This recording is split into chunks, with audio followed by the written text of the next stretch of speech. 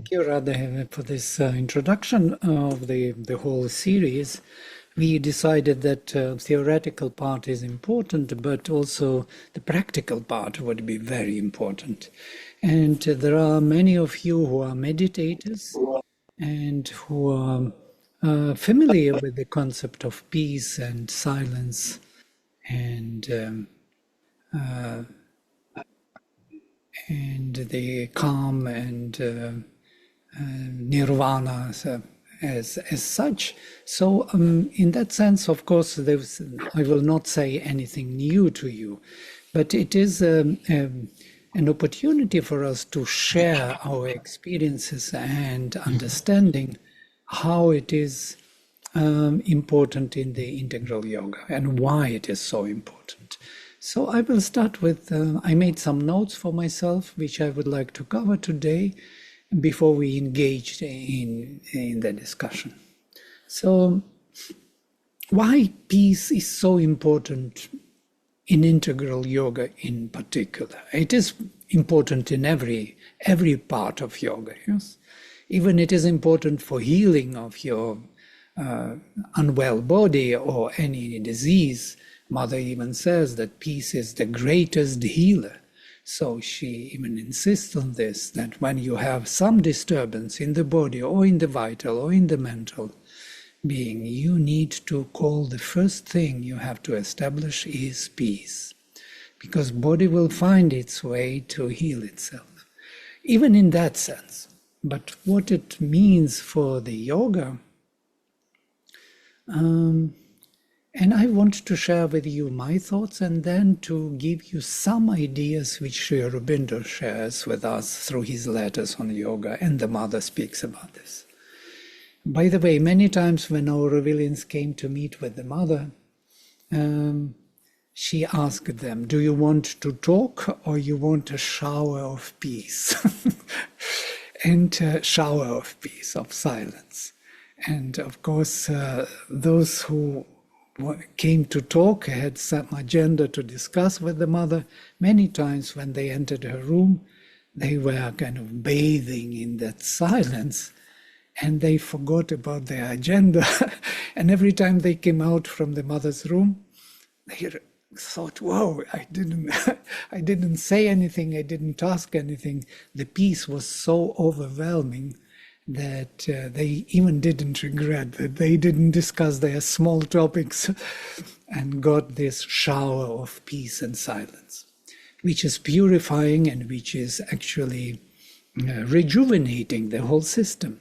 The whole system starts to live again. As we know from our studies of the Usha, of the dawn, in our regular studies on the Veda, that the dawn rejuvenates. When the dawn comes, it enlivens, it makes all those parts of us which were dead and dying alive again. So this is the power of that peace. So peace is something like a wall for our general intruders, so to say. Unwanted guests from the vital and mental realms. It blocks them away, as it were. It pacifies all those ordinary energies of the mental and vital realms and activities in order to what? In order to have an access to receive something which is beyond the divine presence, which seems to be always there. And it is this noise of our mental activities, thoughts, worries, fears, engagements, plans, and our vital insecurities or securities, happiness, whatever it is what is actually blocking it. So the first and the most important step towards the divine or towards the divine presence is to pacify these activities, to make them less intrusive, to make them, so to say, to see them on the periphery of their activity. So push them away, to step back from them. And once our consciousness withdraws from them, looks at them as some kind of external activities in the body and mind and vital. Then we have one more poise or one more possibility to be free from them. And that freedom is the condition of the divine presence. I will read one passage from the Mother, first from Sri Aurobindo. All human beings, and this is in one sentence, the whole credo of integral yoga, how it has to be done. It's very interesting, very short, but to the point. All human beings are full of ego. If you want to change, you must be very quiet and always aspire for a higher consciousness to come down into you, in which there is no ego. So this quietude is needed, and quietude and aspiration. So aspiration is not in contradiction to the quietude and peace. Just the opposite. We can aspire when we are peaceful. When it comes down, that higher consciousness answers to our aspiration, the real change will come. Only then the real change comes. But you must be quiet within, not worried and restless. You must open confidently to the Mother's force and let it work in you. This is, in brief, the whole idea of integral yoga. As Sri Aurobindo says many times, we cannot do yoga by ourselves. It's impossible. The changes in our life are impossible without the Mother's force. Only she can change our being. And so, to get there, we have to quiet our activities, to make them totally quiet, in the mind, in the vital, and the body. That's why we have even to pacify our body. And to aspire to her answer. And when the answer comes, we have to let it work within us. And only she can make the order in this system. Interestingly, Sri Aurobindo started his journey also from peace. When he first arrived in India in 1893, when he was only 21 years old, he arrived at this in Bombay, Apollo Bandar, and stepped on the soil of India. He felt this immense calm and peace descended upon him. And it's an amazing experience, he says. Interestingly, in 1893, Swami Vivekananda, delivered his historic speech in the World's Parliament of Religions in Chicago, as you know. So Sri Aurobindo arrives in India, and Vivekananda speaks to the American people that time. And you know, he started his speech with Sisters and Brothers of America. And when he said that phrase, sisters and brothers, not brothers and sisters, the whole, auditorium was applauding for 5 minutes. They didn't let him speak 5 minutes. It was a breakthrough. It was a new consciousness breaking into America. So it's a very important date, year 1893.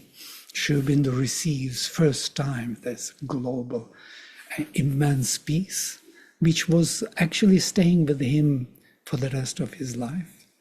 By the way, you can feel the same when you arrive at India. You feel this enormous, unbelievable peace immediately that you are in India. It's like arriving at home or something. I felt it first time when I came to India. I thought, what is this? It is like holding you. It's very dense, pervading you from within and from without. Interestingly also to mention that when Mother with Paul Richard arrived first time in 1914 to Sri Aurobindo, and Paul Richard was talking with him. They were discussing things, and Mother was sitting on the side. Then suddenly she felt this, something descended upon her, and that was the silence in the mind. And she says, this absolute blank, my mind became absolutely blank. There was no thought in it. And she understood this was the gift of Sri Aurobindo to her. And she says, to achieve this level of quietude in the mind, total silence, is very difficult, even for yogis. And it was given as a gift, without even mentioning it. And so, and that silent mind stayed with her for the rest of her life.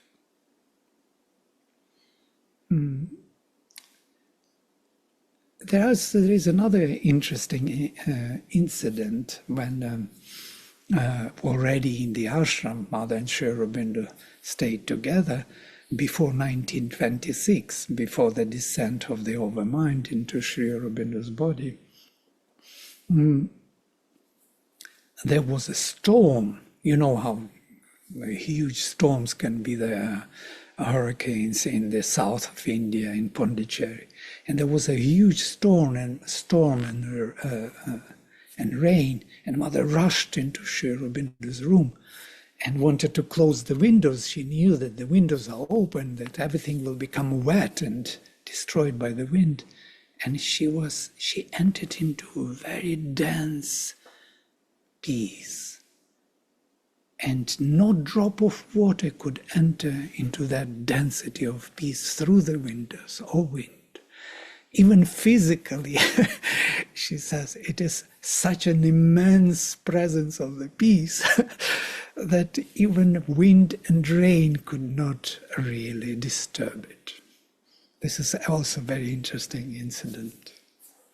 And you know, in the prayers and meditations of December 5, 1912, she hears the voice. She always, her prayers and meditations are so profound, and she receives the answer of the Lord, what she must do. And this is the voice. In peace and silence, the eternal manifests. Allow nothing to disturb you, and the eternal will manifest. Have perfect equality in face of all, and the eternal will be there. So this message of the divine to her, that in spite of all the conditions, all the troubles in life, whatever happens in your life, keep this perfect equality and peace, and nothing will be disturbing you. So eternal will be there to manage all the circumstances of your life. Yes, she says, we should not put too much intensity. This is what she answers to this voice. Too much effort into our seeking for thee. Even for the divine, we should not be too eager, put too much effort. The effort and intensity becomes a veil in front of thee. We must not desire to see thee, for that is still a mental agitation which obscures thy eternal presence. It is in the most complete peace, serenity, and equality that all is thou, even as thou art all. And the least vibration in this perfectly pure and calm atmosphere is an obstacle to thy manifestation. The least vibration in this perfectly pure and calm atmosphere is an obstacle to thy manifestation. No haste, no inquietude, no tension, thou, nothing but thou, without any analysis or any objectivizing.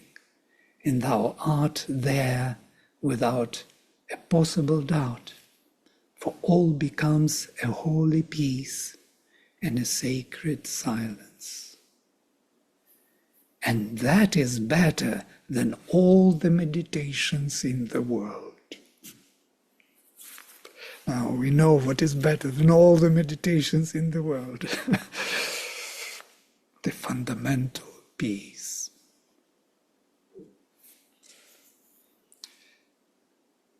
As we remember, when Savitri receives her boons, the first boon, which she asks, the sight for Dyumatsena and kingdom for Dyumatsena, the father of Satyavan, that was the peace and calm.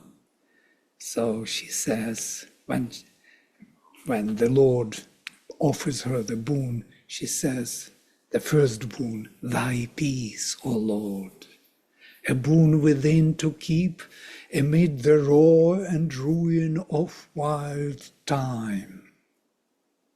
For the magnificent soul of man on earth, thy calm, O Lord, that bears thy hands of joy. And this is an amazing kind of insight, because first of all, that peace has to be amid the roar and ruin of wild time. Whatever happens, whatever time is doing within this time and space in the manifestation, we need that fundamental peace. And then calm, O Lord, that bears thy hands of joy. Joy will follow the peace. Peace is the first establishment, the foundation which calls for this true Ananda of the divine.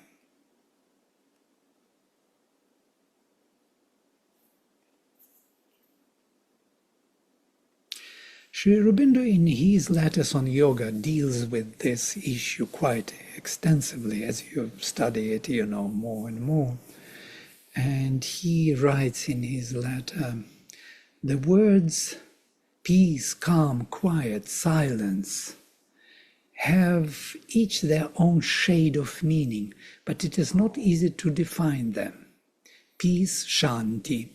Did you notice that all the mantras in Sanskrit, in the Vedic literature, end with Shanti, Shanti, Shanti. Peace, peace, peace. And this peace is in the mind, in the vital and physical. It has to be totally established. Calm, sthirata, quietude, and silence.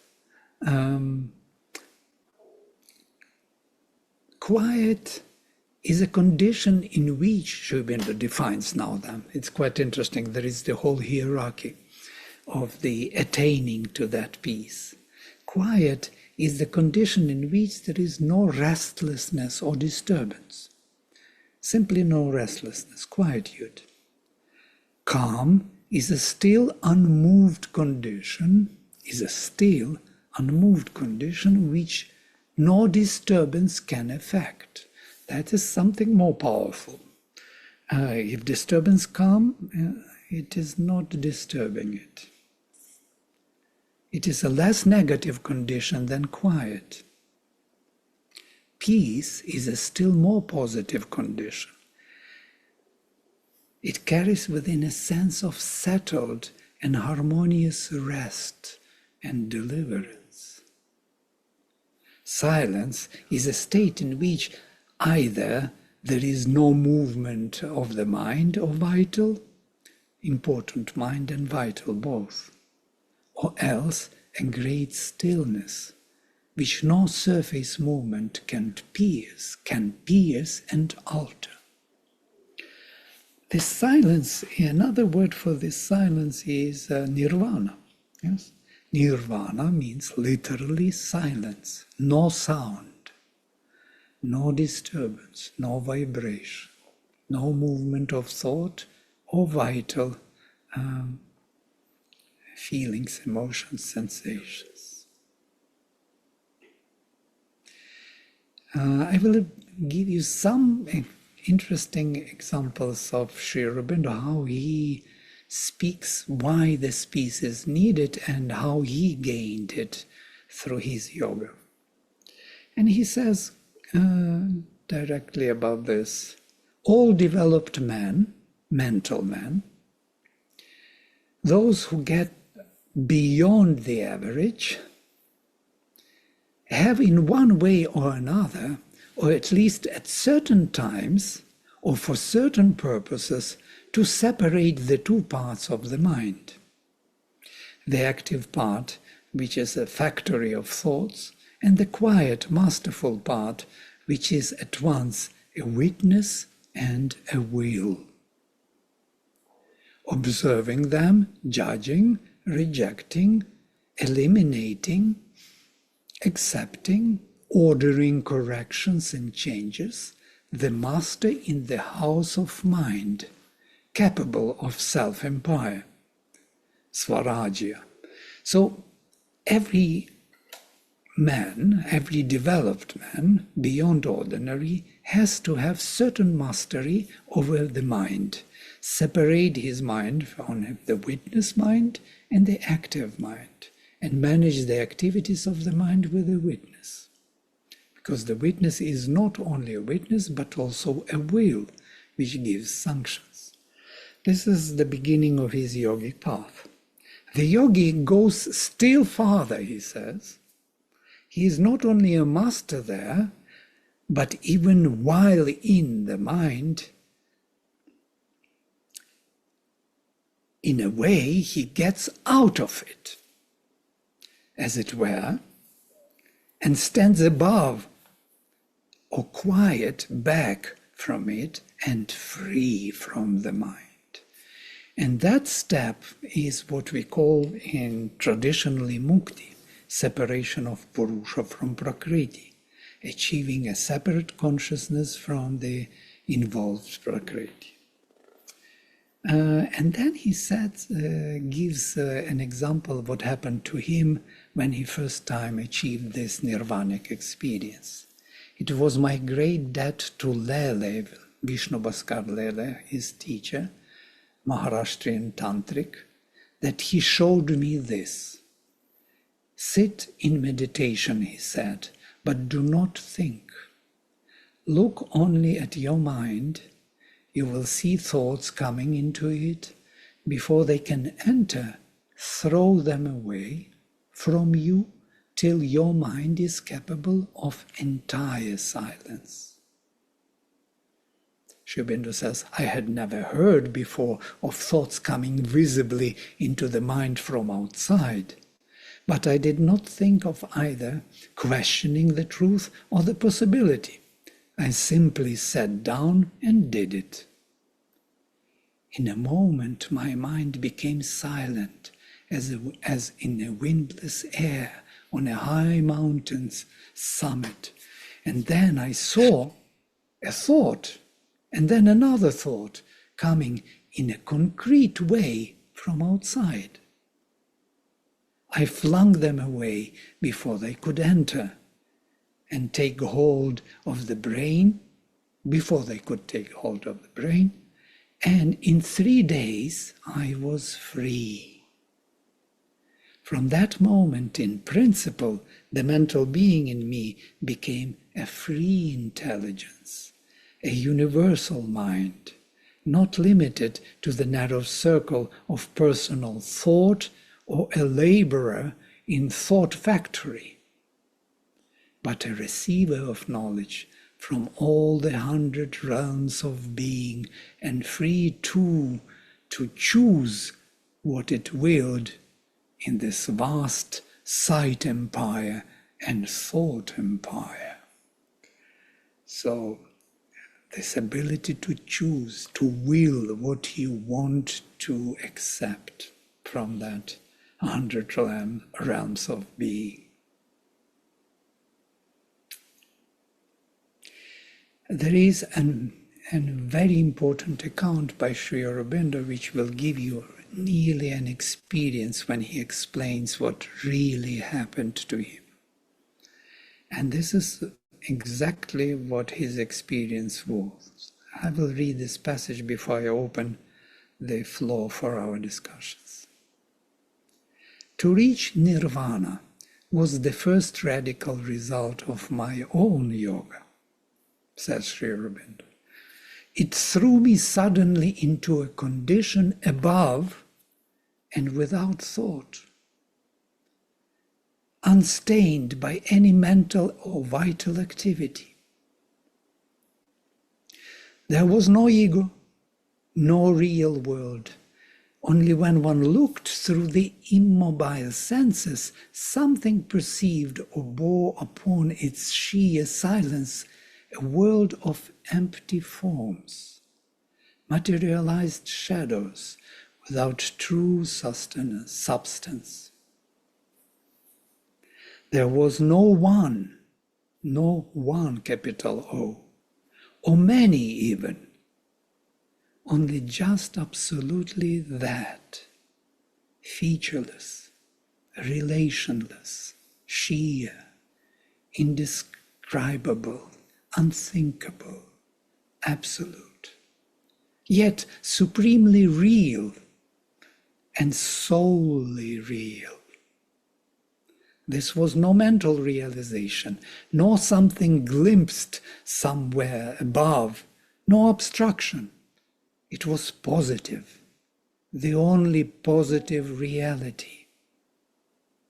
Although not a spatial, physical world, pervading, occupying, or rather flooding and drowning the semblance of the physical world, leaving no room or space for any reality but itself, allowing nothing else to seem at all actual,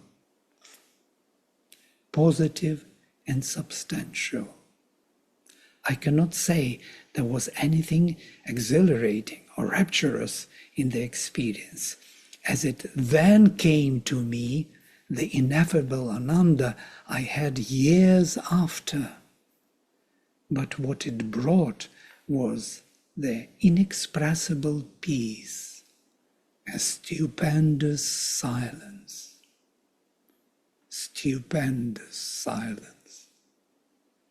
an infinity of release and freedom. I lived in that nirvana day by day, day and night, before it began to admit other things into itself or modify itself at all, and the inner heart of experience, a constant memory of it and its power to return remained until in the end it began to disappear into a greater super consciousness from above. So that was his entry to the super consciousness from above, to the mother's force. But meanwhile, the realization added itself to realization, realization upon realization, and fused itself with this original experience. At an early stage, the aspect of an illusory world gave place to one in which illusion is only a small surface phenomenon with an immense divine reality behind it, and the supreme divine reality above it, and the intense divine reality in the heart of everything that had seemed at first only a cinematic shape of or shadow.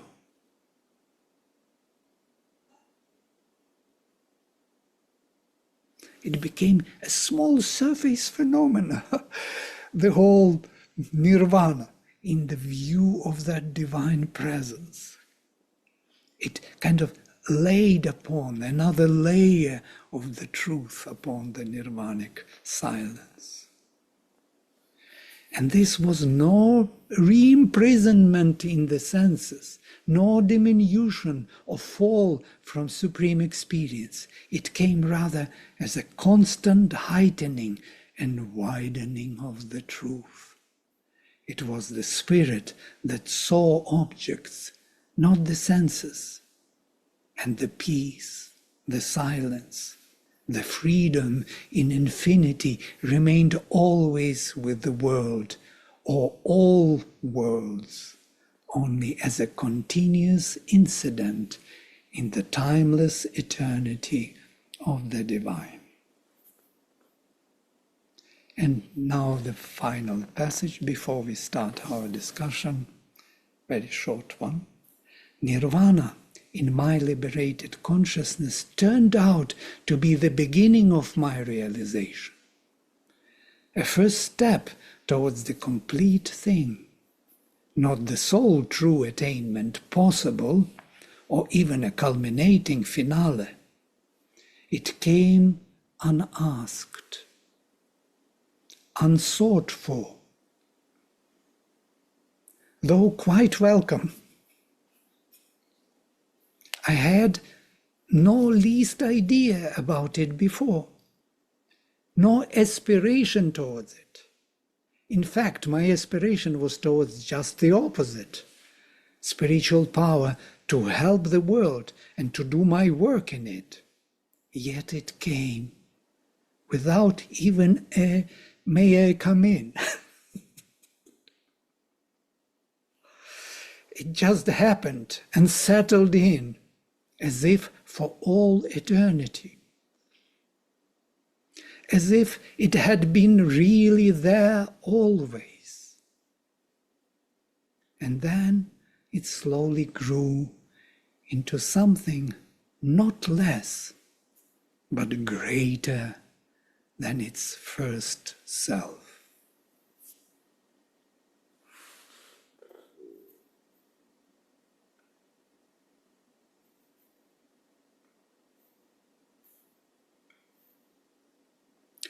Here I would like to stop and to open to the discussion, insights, questions. And again, if you could just raise your hand if you would like to make a comment or have a question, and anyone that's comfortable, we do appreciate if you could also open your video so we can see everyone. Any questions, comments, experiences with the silence or the peace, or your own method of how to invoke the peace?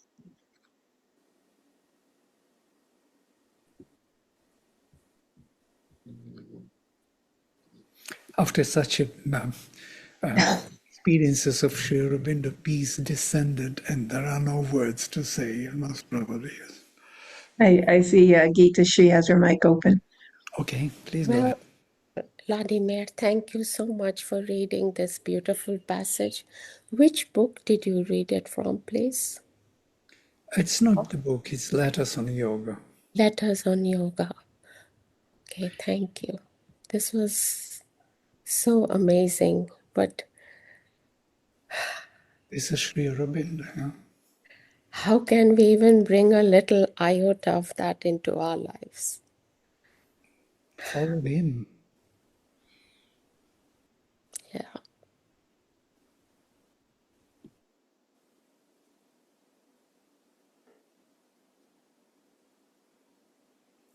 Everything is possible, you know. Peace came unasked to him and settled forever without, "may I come in?"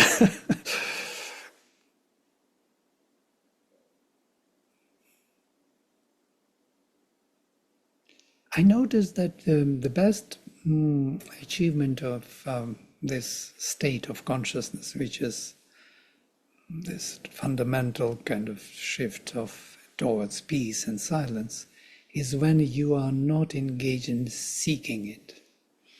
It's like in the pause in between words, when you have that, or silence between notes. Into that we have to allow it to stay a little longer, and you will be immersed in peace. Many people who came to Samadhi to meditate, they are surprised, but in the moment when they didn't think anything, the silence descended and the joy and the presence from above. When they didn't think anything, when they thought intensely, nothing came. Well, doesn't that speak to the need to quiet the mind first, right? And to calm the vital in order that this peace can descend and fill our mind and our body and our vital. Right. So we see the totally new value of peace. It is not something which we usually think as something rest. It's not about resting. It's not about tamasic peace or sleeping peace. It is something much more luminous, active, transparent, which is permitting, allowing the higher presence to come down and to be received. And we have to hold on to peace to allow it to work, because once we become disturbed, that working becomes obstructed. It also dawned on me, Vladimir, when you were going through Sri Aurobindo's sequence and definition, the calm, the quietude, the peace, the silence, that if you think about the 12 qualities, right, I was thinking, well, where is equanimity? Because you had referenced equanimity earlier, but not in this particular passage. And it came to my mind that equanimity then is really allowing this calm and quietude to happen so that that next quality or virtue is peace, right? So without that equanimity, you can't have the peace. So it just kind of reinforced the sequence of those last two qualities in the mother's symbol. Absolutely, and this is a very good point. That peace is actually interacting with sincerity, as you mentioned before, that it is defining the sincerity as such. Without peace, you can't be truly sincere. And without equanimity, you cannot have peace. So equanimity is the quality of the soul, and where you look at all things as valuable experiences and have to understand them, and that brings peace. And peace is much more active form of equality. It is already the realization of some kind, which is how to say, protecting you from the intruders, forces, disturbances, fears, desires, and thoughts of different kind, dogmatic thoughts. You have the space, and space enough to choose the right thing to do or to accept. You are in the position of overviewing what is coming and engaging in the way how you will to engage with it, not automatically. You're not reacting anymore to anything. You're observing what is coming and choosing what is right.